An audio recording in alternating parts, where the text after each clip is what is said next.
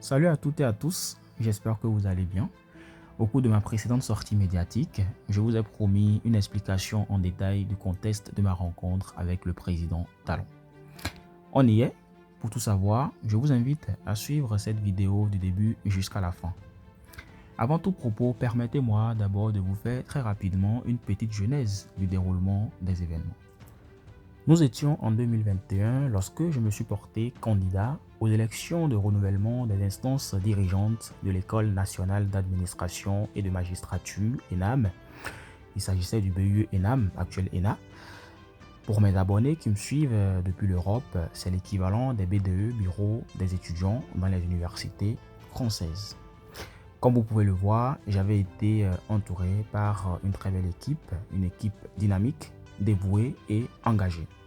On était composé de 7 membres et je portais la liste en tant que président. Notre équipe remporta démocratiquement les élections après une campagne électorale intensement mouvementée mais festive et de rudes confrontations idéologiques. C'est ainsi que nous sommes entrés officiellement dans nos fonctions en prenant les rênes du bureau d'union d'entités de l'ENAM. En mars 2021, nous avons appris que le président Talon était candidat à sa propre succession et que dans le cadre du lancement de sa campagne, il avait l'intention de rencontrer les jeunes. Fort de notre engagement pour la défense des causes de la jeunesse en général et des intérêts estudiantins en particulier, nous avons décidé de nous y rendre pour écouter son message. Ce matin du 27 mars 2021, je me rappelle que je m'étais rendu sur les lieux accompagné d'une forte délégation et entouré de mon équipe.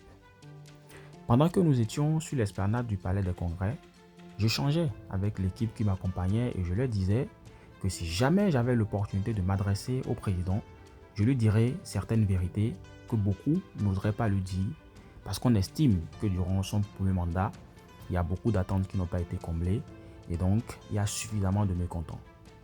On ne sait pas pour quelles raisons on lui offrirait en tout cas un deuxième quinquennat, encore qu'il nous avait promis faire le job en 5 ans. Pendant que je conduisais cette discussion avec mon équipe, M. Wilfried Léon Hongbeji, l'actuel porte-parole du gouvernement, passait aux alentours et il a été assez curieux de savoir l'objet de la discussion qu'on entretenait. Il s'est donc rapproché de nous et moi j'ai continué mon propos comme si de rien n'était. Et c'est ainsi qu'à la fin, il me proposa, si j'étais très sûr de ce que je disais, de me laisser dire quelques mots au président de la République avant le lancement et l'ouverture de sa campagne. Je lui ai dit, il n'y a pas de souci. Chers amis, c'est ainsi que j'ai été invité à la tribune officielle pour m'adresser au président candidat.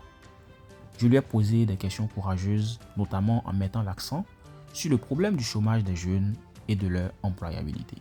À sa prise de parole, le candidat Talon a essayé de répondre à mes préoccupations en prenant des engagements fermes pour le quinquennat à venir si entre-temps on décidait de lui faire confiance à nouveau. Il a été élu. Aujourd'hui, il est pratiquement à la fin de son mandat. Le bilan est-il positif ou négatif? Chers amis, c'était MK. Restez connectés sur cette page, on en parle dans les prochaines vidéos.